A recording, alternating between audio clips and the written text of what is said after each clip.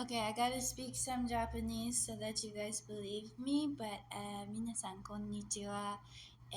今日は無意識に任せて外国語を楽に身につける方法について、紹介いたします。So I said, I'm going to teach you guys how to rely on your unconscious to acquire foreign languages, and I feel qualified to teach this because I have been learning languages since I was 12. So it's been a long time now, and and I started studying Japanese when I was like 18, and then when I was 20, I got my first job translating. So to start from a total beginner, and then within 2 years to get a contract for like $20,000 to translate an entire book, I think is a success. Enough to be able to like speak on this subject, right? When I was 12, I started studying Italian because my friend's father was a scientist and he was going to do some research in Italy, and I was invited, but it didn't work out because the friend got mad at me. And then I really liked studying Italian. It was fun. And then like when I was in high school, I studied German.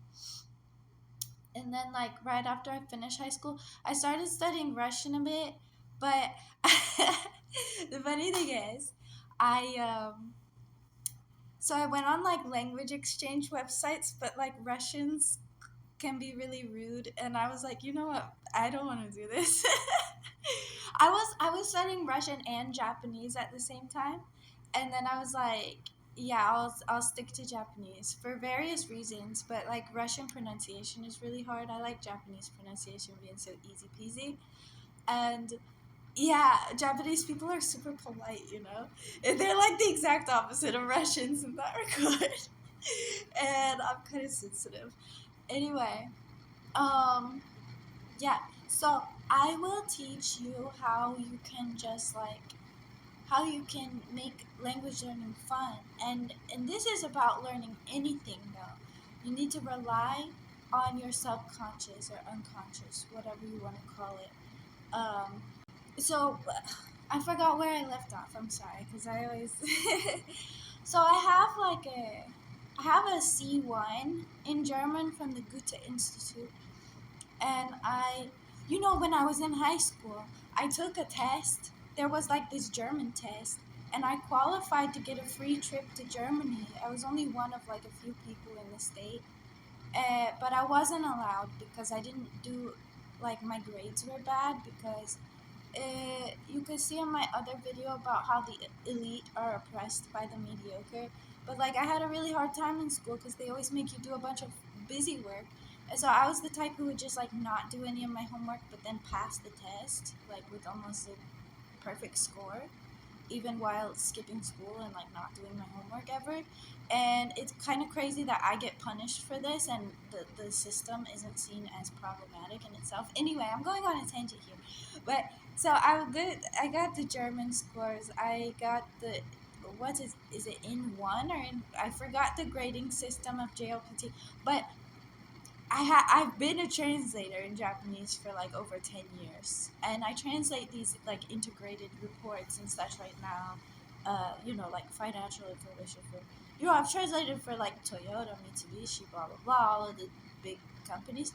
Um, I'm actually not that good at speaking Japanese. I'll be honest because I don't have any motivation for it because I don't live in Japan.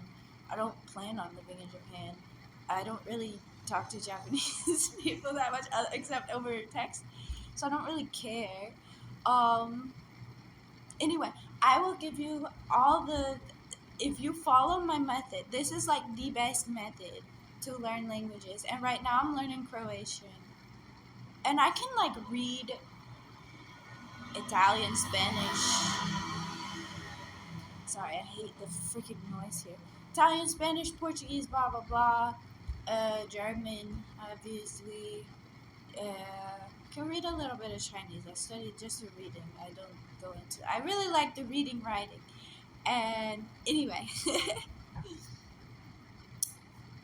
you really need to like okay, and then I'll give you some apps that I like because I've been doing this a long time, and there's a few apps and like programs that are the best ones that's worth even paying for that I will suggest. So let me go through my language learning tips, and this also ties into my stuff about hypnosis because you're relying on your unconscious to do the work. So one of the number one problems people have learning languages is that they like strain themselves trying to memorize stuff, trying to understand stuff, like grammatically. Uh, you need to let your unconscious do the work. So that means, um, practically speaking, you just go through example sentences as many, just expose yourself to as many example sentences and their translations as possible, and do it not thinking this is homework or this is work at all.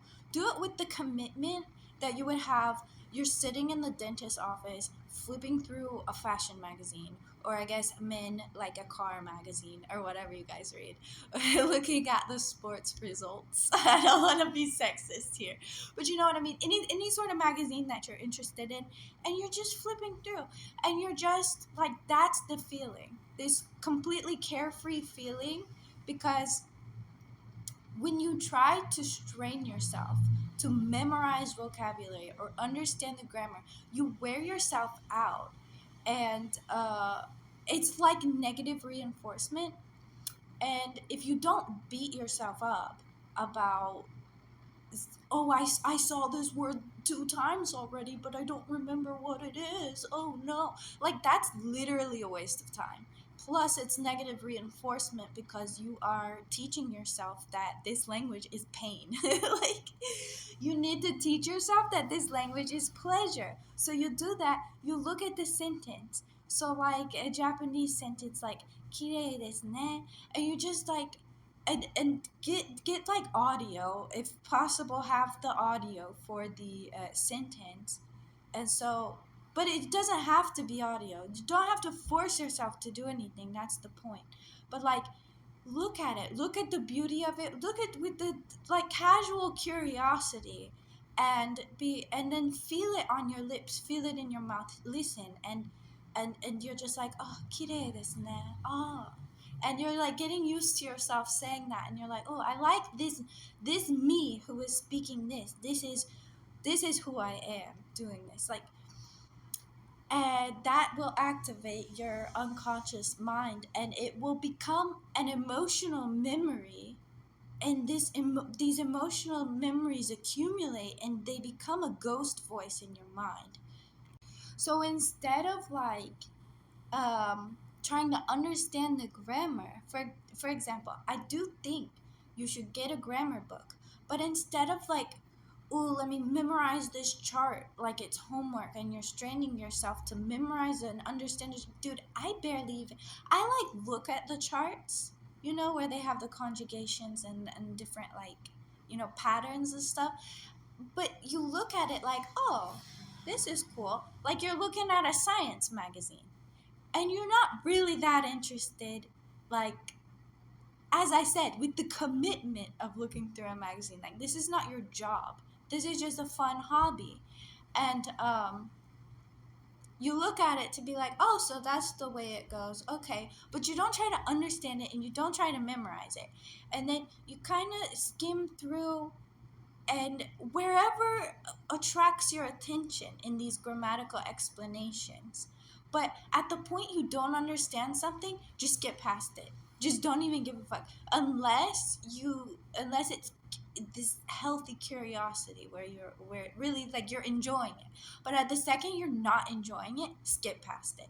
And then what I think is good, go down to the example sentences, and if they have it where you can like fill in the blank, do that. Fail all of them. Don't give a fuck. Don't care. Look at the right answers and then repeat the sentence to yourself. and just go and just skim through the grammar book really fast. Like, don't be like, oh, I gotta get this and make sure I don't get past this point until I can fill in all the answers correctly. That's not how you do it. Um, because with the negative reinforcement thing, the thing is, learning a language is not about getting it correct. It's about as getting as much input and getting as much time that you're spent doing something as much as possible.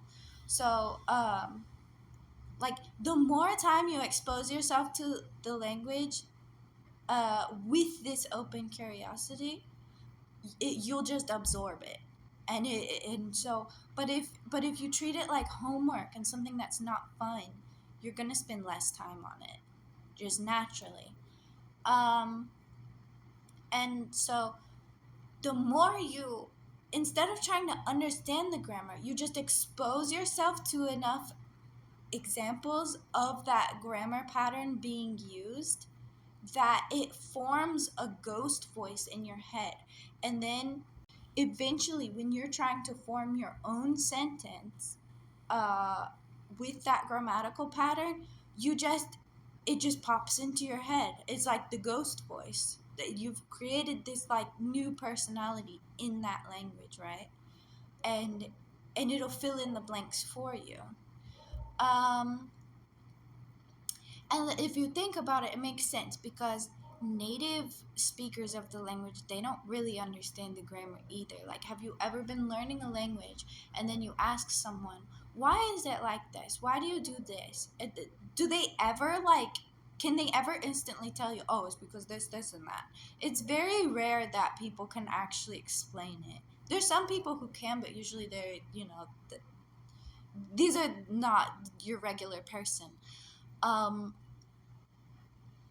and even I've been a translator for many years. I've studied languages for many years, and even if someone randomly asked me, why in English is it like this, half the time I'm gonna be like, oh, I never thought about that before, I don't know. Let me think. um and then another thing is to help you acquire this ghost voice, which really is your subconscious. You have to listen to as much media in the language as possible. Like, television and movies are fine, but the problem is you need to give them your attention, like visually. You need to be sat there watching them. But if you want to maximize the time spent listening, you could put on the podcast or put on the radio news or something while you're doing chores, while you're commuting and such. Um, and even if you don't understand it, it doesn't matter. As your subconscious mind is just being more and more exposed to this, so that it forms that ghost voice, okay? And it will reinforce. If you hear a word so many times, I've had it. I'll hear a word a few times and I don't know what it is. And then finally it pops up when I'm reading the example sentences. And then I already, instead of me trying to read that with my American accent and like sounding it out by myself, the ghost voice comes on, and it's like, and I'm like, oh yeah, that's that word and that's what that means. And then, like, it so much more reinforces it to do it like that. So you always got to be like listening to stuff. And then I guess number 3 here, it this is one problem that I see in like kind of the language learning community, or like the advertising for materials for it. Like, don't force yourself to have conversations too early in your learning process, because there's so much pressure put on language learners to be able to express themselves, like to do the output before they have enough input. So to create their own sentences and to communicate before they've absorbed enough and created this ghost voice. And it's not necessary or helpful to do this. It's not very natural or intuitive. If you think about it, children are absorbing a language for years before they start speaking in full sentences. And what they do start off with is just saying, mama, milk, and stuff like this, papa, ball. and they just say words. And it's like, you're an adult and you can do that by yourself in your own free time, like, and enjoy it like a baby, saying to yourself, mama, or you're learning Japanese, you'll be like, okasan, by yourself. And this is important, and to have fun saying it by yourself, but this is not an adult conversation. And even when children start speaking in full sentences, they're still not able to have adult conversations, you know what I mean? And it's not just because they're kids, because I do think kids are a lot more intelligent than people treat them, but they don't have the language skills yet, so they're seen as more stupid than they actually are. I think there's a lot more going on in their head, but they don't know how to express it yet. So little kids, they cannot have an adult conversation for many years. And so this pressure on language learners to, like, after 3 months you should be able to talk to people is stupid. It's insane. And it again is a negative reinforcement, because instead of having fun and creating these positive emotional memories associated with the language, you're just bashing yourself and bashing yourself and bashing yourself, and it's negative reinforcement, and you're not going to learn that way.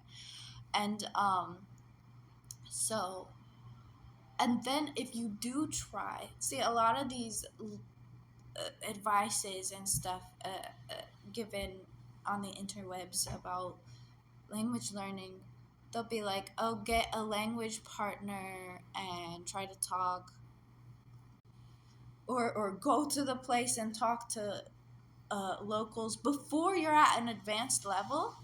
Is it it puts the burden on the other person to be your teacher. And unless you're like a very selfish person, this is not going to be fun for you, because you can feel that the other person is being burdened by you, because it is a burden. You're just going walking along in your normal life, and then some foreigner comes up to you and is like, teach me now, please, right now. And you're being like held hostage by this person making them work for you. And of course, it's not, I don't want to be too cynical. Like, don't feel bad if you're visiting a country and be like, oh, I can't try to. People also enjoy, of course, when foreigners are trying to speak their language. Depending on it, the Germans can be Germans can be dicks about it. French people can be dicks about it. But in general, a lot of people do enjoy when you try to speak their language, of course. But they sort of you're not, that's not going to be really significant practice in terms of your language learning, unless that person is being your teacher. And you may find people who really enjoy this, but usually that has a time limit, you know what I mean? And it doesn't go past the amount of time that it would be significant for your language learning process. So people saying you can just learn by talking to people, you can get better at it, of course. The more you do something, the more you do get better at it. But especially at the lower levels of language learning, like, it's your time is much better spent by yourself, just exposing yourself to as many example sentences as possible, as long as you have the translation and you understand what it is, or at least there's enough context to understand what's being said. And then you'll be forming the neural connections and stuff. But yeah, there's all these like things saying if you buy their program, you'll get fluency, meaning you can talk to people within a few months. And I really disagree with this propaganda, because it's not possible unless you're like, oh, I'm a native Spanish speaker and I got fluent in Italian in 3 months. Okay, because it's almost the same language, okay? Like, it's just retarded.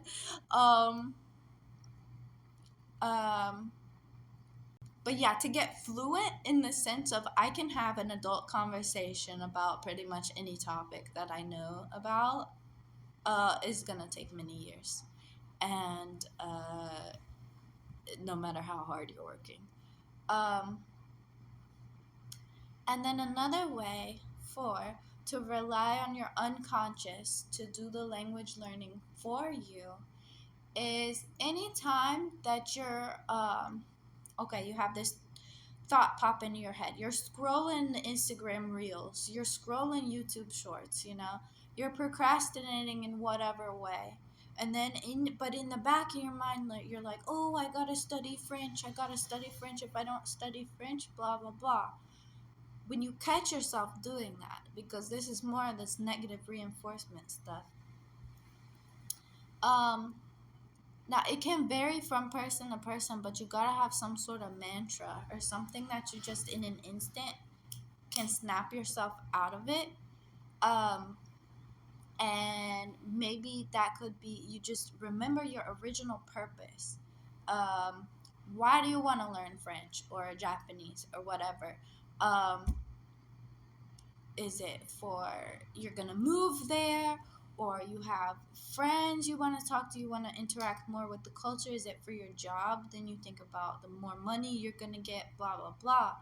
Think about this positive thing, and then remind yourself that actually this is fun, and you have freedom, and you have as much time as you want, and time isn't even real, and you could do whatever you want though. Like if you have a certain thing and you're getting sick of doing it, like a certain app you're using and you're just sick of that app, you could do anything though. You could try to go on French Instagram and look at the French Instagram reels. You could look up a movie. You could do this or this and that. It doesn't matter. Just as long as you're exposing yourself to the language, do it in any way that you have fun doing it. Video games, it doesn't matter.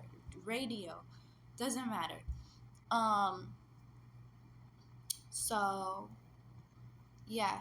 And also, I'll get a little bit abstract here, but I don't believe that time is exactly linear. I'm going to get crazy on you. And I think we can connect kind of like telepathically to our future self's brain and get information from it. So when you remember your goal and you imagine yourself with your fluency, right?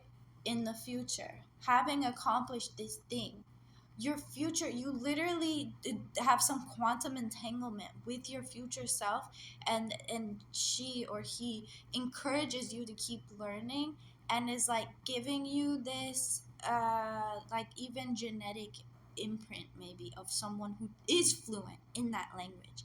And the more you align with that person on that timeline, that is your future self who is fluent with it, the more you're going to naturally, you're unconsciously going to absorb the language and have fun doing it. Because like when you're not skilled at the language and your conscious mind is like working overtime,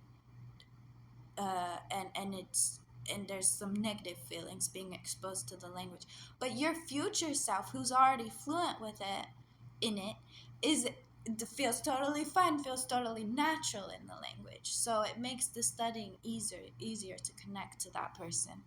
And now I'm going to read off an email that my friend sent me. I hope it's okay, because I told him I was going to do a video about language learning, and then he took it upon himself to write a bunch. He's very helpful. But he says you can't learn a language consciously, or anything else for that matter. This concept of you doing learning is nothing but an illusion. If your brain doesn't regard the information as important, nothing will stick, and you only acquire skill and knowledge in something unconsciously through comprehensible input and in combination with your brain being interested. Yeah, that's my point too this whole time, is that if you're making it into homework and you're making it into this dreaded task, you are working against yourself. And you're making it 10 times harder because you need it to be this fun activity, and you need it to have significance in your life. That's why you need to think about what this will lead to in the future. More money, love, whatever it is.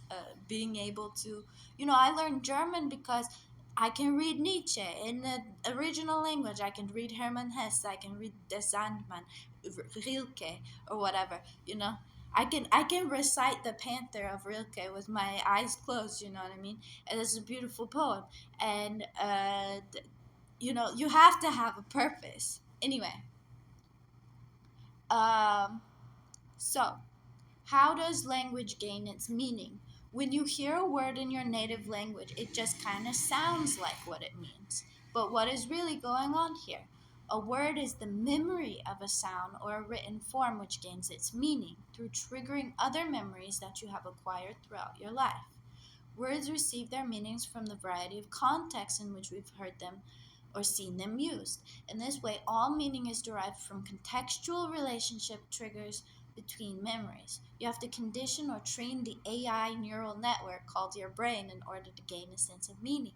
Yeah, this is true, and this is why I'm going to recommend LingQ. That's like one of my first recommendations for language learning because it's a paid app, but it's not that expensive and it's totally worth it and it's way better than Duolingo because uh the the guy who made it is like a UN interpreter. Like he's been learning lots of languages for a long time, and he's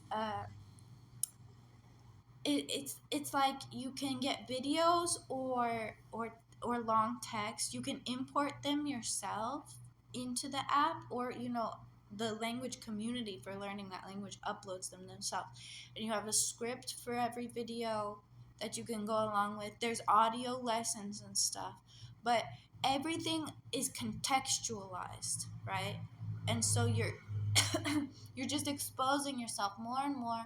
And if you click a word, it'll give you the translation immediately. You can go sentence by sentence, showing and hiding the translation of the full sentence. And everything is in a context. All of the audio lessons are stories, and all of the videos are like usually stories, but people can upload whatever they want. Yeah. So LingQ, like Ling, LingQ. That's one of actually in my 20 years of learning languages, that's the best program I've ever seen in my life. Um, Another one I use, because I'll just go into this, is Cloze Master. Cloze, like Cloze, master, like master. I was gonna say another word because my mind is filthy.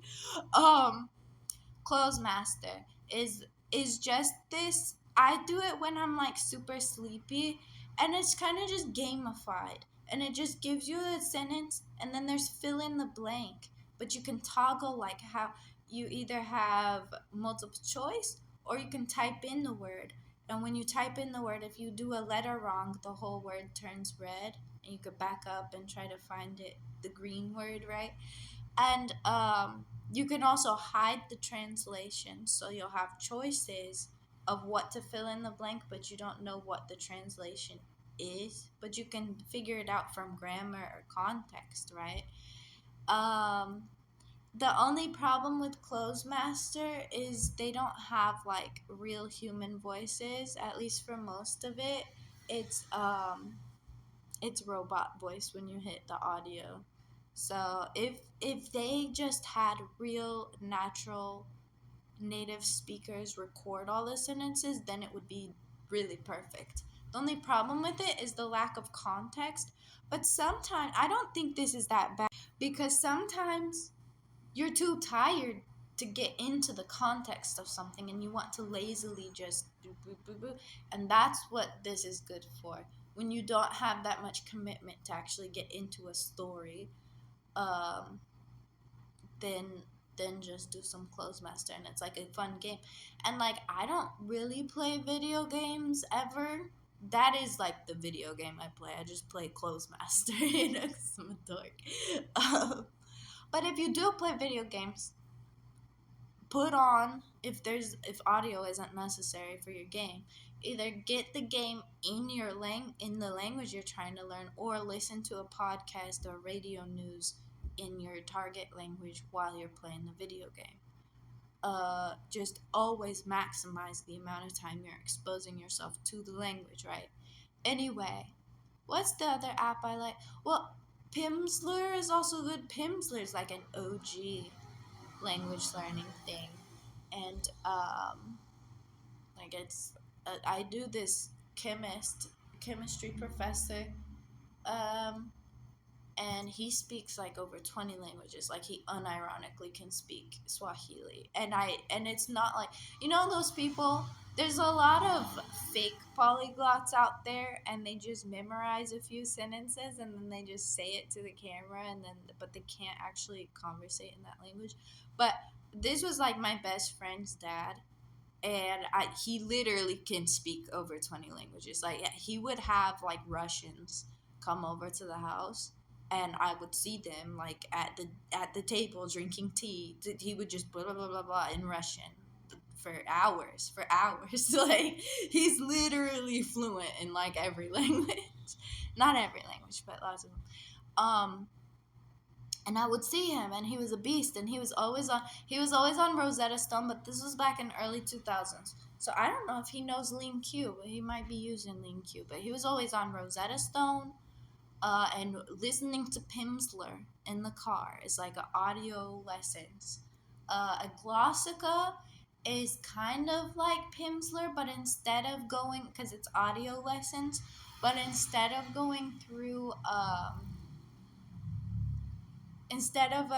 Pimsleur will really break down the pronunciation, and they have a lot of explanations in English, but Glossica is just straight up example sentences, but it tries to have a flow usually, like behind the example sentences there's some context, right? The thing is, with the quality stuff, you usually have to pay for it. Like Glossica is not free, Pimsleur is not free, Linga Q is not free, Closemaster is not free. But they're the only ones that are good. Like Duolingo isn't that bad, but I don't. It's not the best, and that's why it's free. Um, and I don't know. You could try some. I've found Glossica and Pimsleur on those like Russian torrent sites, but ever since this like Ukraine war thing, it's been harder to get my Russian hacker goods. But if when there's a will, there's a way. Um, Not that I support illegal activity. Anyway, let us continue with this language crusade. Yeah, so he's saying in this email, um, why are some memories easier to recall than others? Because the brain automatically, prioritizes importance. Language is very important for survival and procreation, he's saying. And whenever you finally happen to comprehend what someone is saying, the aha moment, the brain makes that memory's accessibility a high priority, bumping it to the top of the recall stack for those specific sensory input parameters so that you can more quickly react to similar situations. Perhaps one where a certain reaction will increase your likelihood for survival or procreation.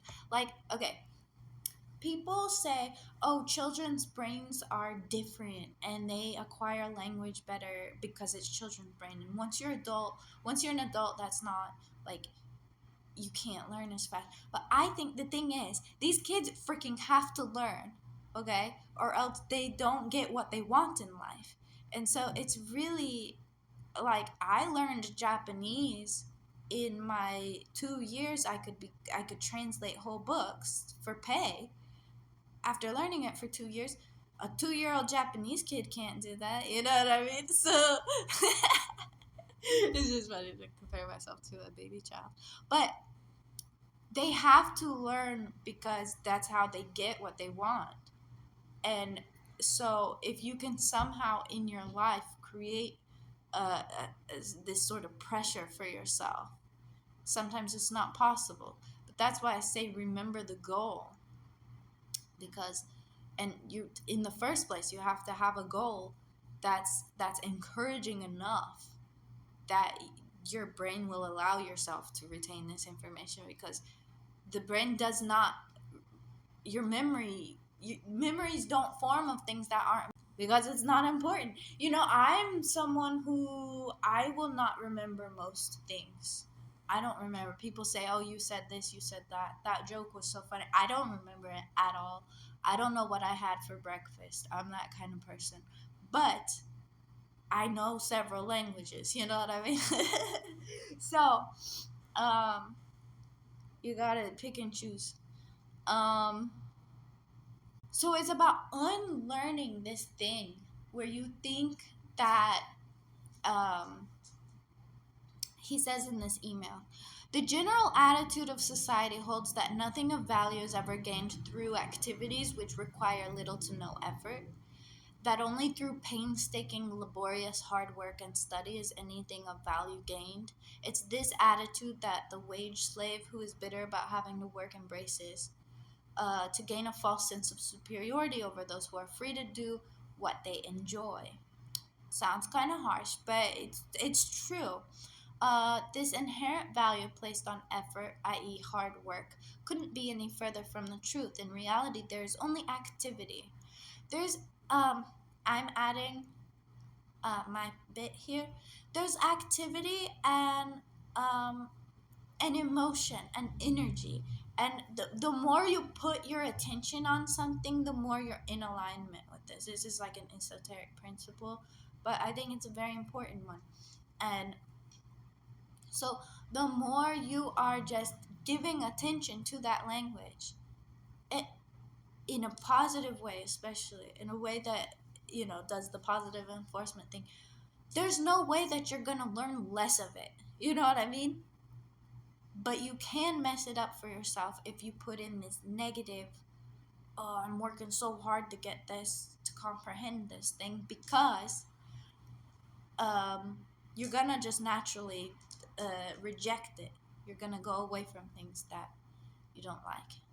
Um, okay, and he's saying this is a good point. The reality is, it's not the amount of hard work you put in that gets you anywhere.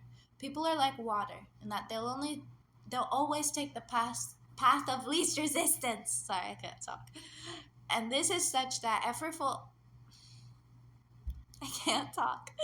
I was like, effortful activities can only. People ask me, what's my accent and stuff. It's just, I can't read stuff or have a monologue unless I like enunciate each little like syllable clearly, or else I just start like a drunk woman, like a fufu, people cycle water.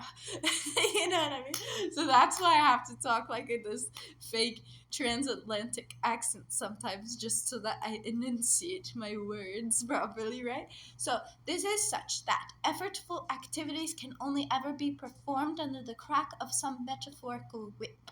Without the threat of bad grades, loss of employment, social disapproval, and the like, no torturous activity will ever be performed. Resistance is created when one has opposing desires or mental conditionings. All effort is the process of trying to build up enough desire to outweigh the resistance and stress you face when consciously attempting to resist your individual nature and environment. However, when you stop consciously working against your nature and environment and instead work with it, activities become effortless and enjoyable. And then he goes on to say comprehensible input is key. Study is purely supplementary. That, yes, true. I mean, how many people, and I've met so many people whose English is super good. Maybe they have a little accent, but they're very fluent. And they never really studied it. They're just like, I just like playing video games. I learned most of it from video games. And these are the best language speakers that I've ever met, is people who learned English from video games or watching some show that they really like. And that's because they really enjoy the video game and they really enjoy the show. And that's why the language sticks in their memory so good, and that's why they were able to spend so many hours on it. Okay, I think I belabored that point a bit, but another point that I have with pronunciation, the mistake that a lot of people make is that it's about the pronunciation itself, like the sounds of the letters. But if you really think about it, it the intonation, like the melody of the language, is so much more important. And I mean, it's not like Chinese, like Mandarin, where you have this tonal thing. However, for example, if I say one's personal enjoyment is all that matters, I said batters, right? But if I it, but I said it with the normal tone of English, at least the way that I speak English. And so you could easily understand that I meant to say matters and not batters. And so people focus too much on the difference like this, when really, if I said it with like an unnatural foreign intonation or melody, one's personal enjoyment is all that matters, you know? That's so much harder to understand than if I said it with some, like, one's personal enjoyment is a ball that batters. You can, that's actually a lot more understandable, you know what I mean? So when you're listening to the language and you're trying to recreate it, putting more attention on the melody, on the intonation is very important, I think. And this is something that's very much overlooked. And then in this email, my friend says, don't start reading literature first. Don't bother learning the written language immediately. And he's talking specifically about Japanese. Um, Only once you have basically 95% plus comprehension of real time native spoken word should you begin reading. I disagree with this, actually. Um, that is a method that you can use, but it's really, it it can conflict.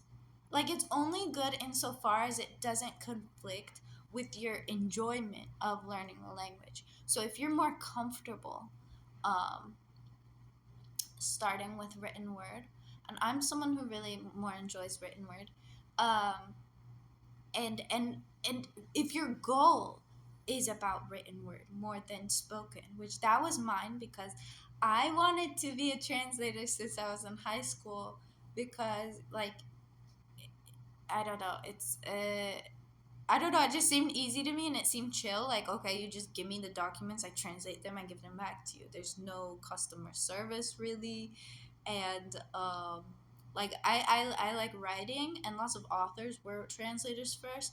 And like, and I like reading. I like to be able to read the books. But talking to people or watching TV shows and stuff, I don't really, that's like, I don't care that much as compared to reading. I'm someone who, I'm like, I, if for the rest of my life, my spoken Japanese and like conversation skills stay as bad as they are, I don't care. I really don't care. So if your goal is, and I that's how I make pretty much all my money for many years, is Japanese translation. But am I really good? Am I a master of Japanese conversation? Do I not space out when I'm watching?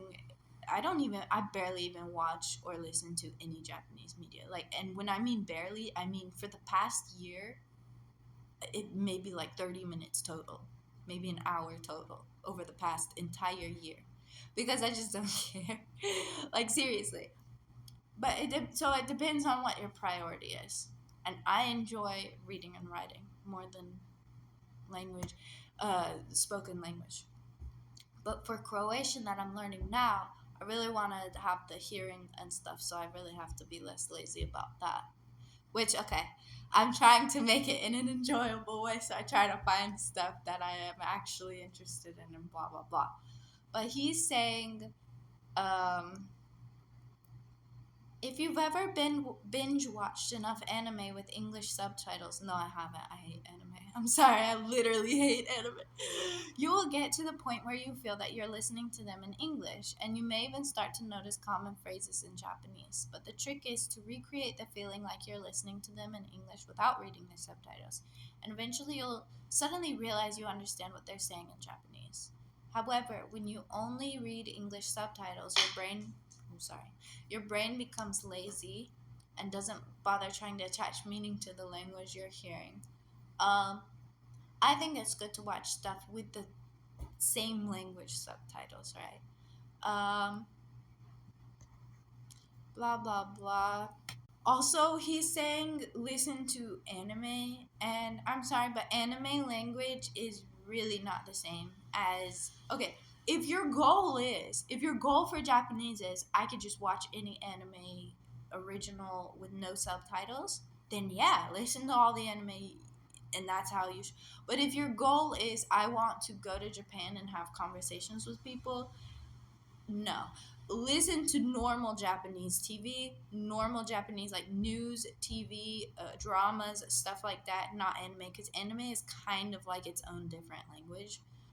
It's Japanese, but the way they talk is like not normal.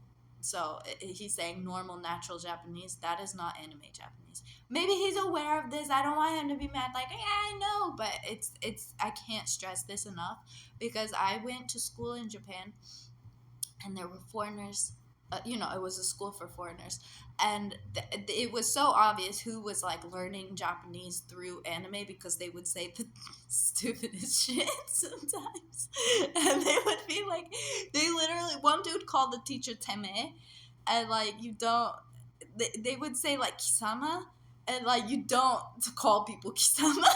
And for those who don't know Japanese can appreciate this, it's like basically if in English you're like learning English and then you just say hey asshole and you think that's like a normal way to address someone. Hey dickhead.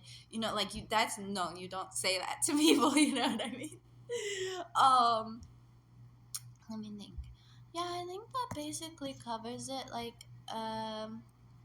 And oh, but if you there's like a lot of anxiety about speaking a language with the native speakers, and I could do my hypnosis on you if you want, if you can pay me, uh, dear listener, to get rid of that foreign language speaking anxiety.